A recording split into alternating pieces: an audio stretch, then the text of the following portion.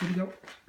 All right, so today we're going to be working on the take it and leave it command, and what we're going to be doing essentially is this is going to achieve multiple things.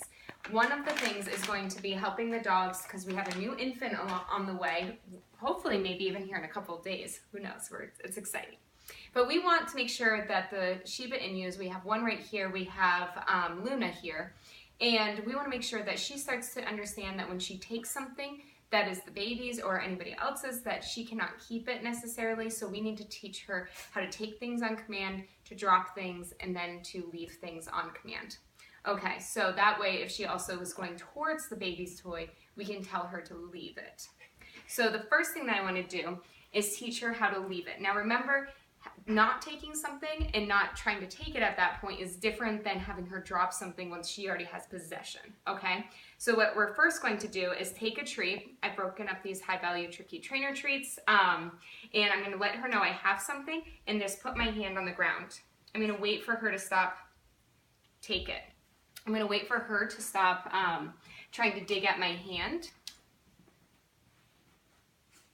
take it. And when she does, I'm going to say the word take it because I'm teaching her to take something. This is now offered to you. This can be yours, okay? Remember, closed hand means this is not for you. Open palm means this is for you. Take it.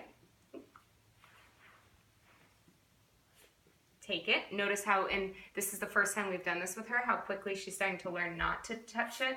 Take it.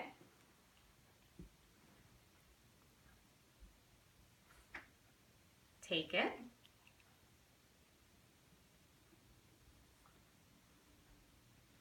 Take it.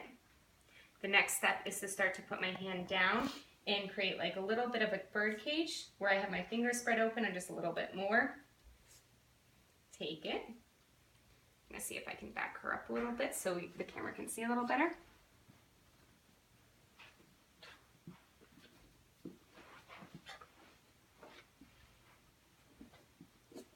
Take it.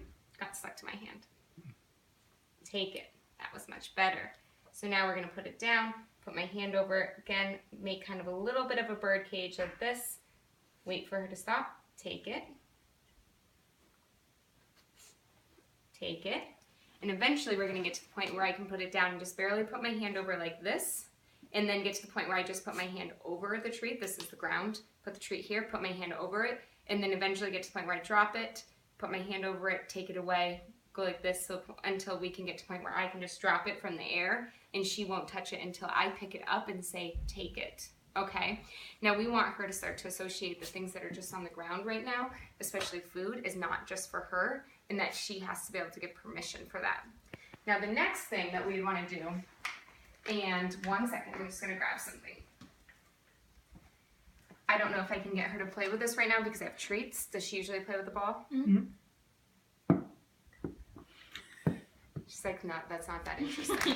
Okay, so earlier we had some boy sticks out, and what I want to show the guardians how to do is how to do this and mimic the situation if she did have something.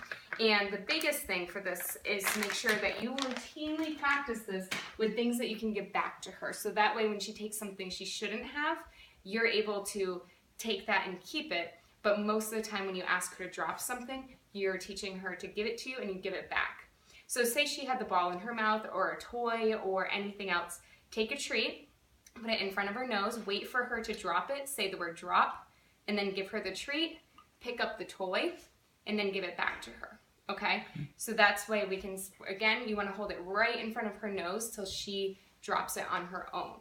That way, if you do this, say, 5 times a day, with something she can have back, you're able to teach her that most of the time when you say drop, she's going to get it back and she gets a yummy treat reward. So the few times that she has something she shouldn't have, down. There we go, good girl. So that way the few times that she has something she should not have and you say drop, she'll still be willing to drop it and you can take it. So that's how we're going to teach her to be respectful of the babies having toys on the ground and to leave things alone and drop things on command. You can press pause. We're done.